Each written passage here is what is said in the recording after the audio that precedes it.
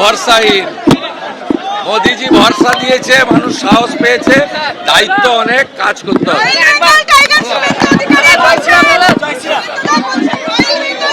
মুখ্যমন্ত্রী হিসেবে গতকালই শপথ গ্রহণ করেছেন শুভেন্দু অধিকারী, আর তারপরই কাছের মানুষ বুবাইদাকে দেখার জন্য ভিড় লক্ষ্য করা গিয়েছে সকাল থেকে শান্তিকুঞ্জের সামনে। শুধু স্থানীয় বাসিন্দারাই নয়, দূর দূরান্ত থেকে যে যার মতন উপহারের ডালি নিয়ে ভিড় করেছেন কাঁথিতে শুভেন্দু অধিকারী রাজ্যের মুখ্যমন্ত্রীর বাড়ির সামনে।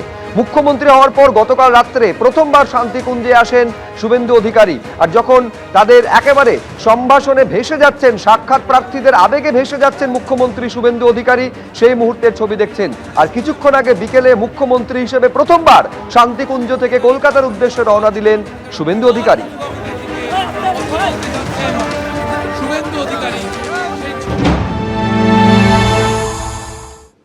মুখ্যমন্ত্রী তার বাড়ি থেকে বের হলেন। মুখ্যমন্ত্রী শুভেন্দু অধিকারী বাড়ির বিপরীতে তিনি অনুগামীরা যারা জড়ো হয়েছেন তাদের সাথে দেখা করতে গেলেন, সেই ছবি আমরা দেখতে পাচ্ছি।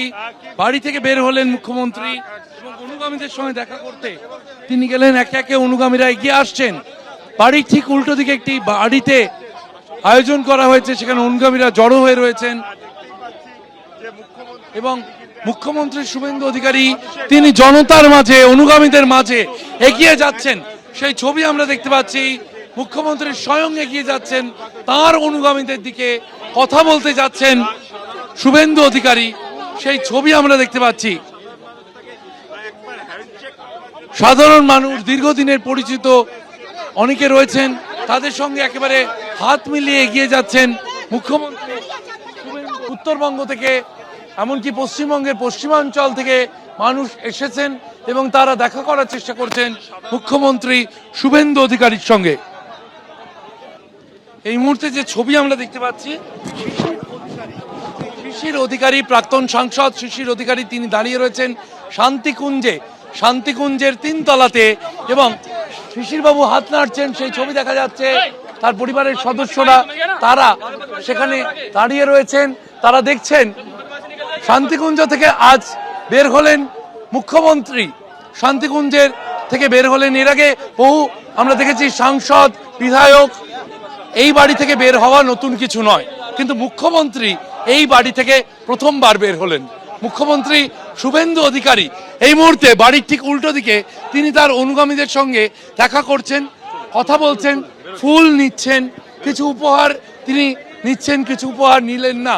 আমরা দেখলাম দমদমের বাসিন্দা টিঙ্কা দাস, তিনি ব্রোঞ্জের বাঘ নিয়ে এসেছিলেন, তিনি যাকে টাইগার বলে ডাকেন, সেই শুভেন্দু অধিকারীর জন্য।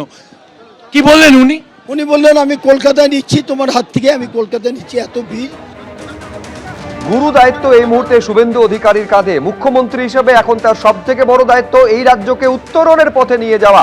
এই গুরু দায়িত্বকে সামনে নিয়েই রওনা দিলেন শান্তিকুঞ্জ থেকে মুখ্যমন্ত্রী শুভেন্দু অধিকারী কলকাতার উদ্দেশ্যে। আপনারা জানেন যে আগামীকাল 2টি গুরুত্বপূর্ণ বৈঠক নবান্নে হওয়ার কথা রয়েছে। মুখ্যমন্ত্রী প্রথমে ক্যাবিনেট মিটিং অর্থাৎ মন্ত্রিসভার বৈঠক করবেন এবং তারপর প্রশাসনিক বৈঠক রয়েছে। এবিপি আনন্দ, এগিয়ে থাকে, এগিয়ে রাখে।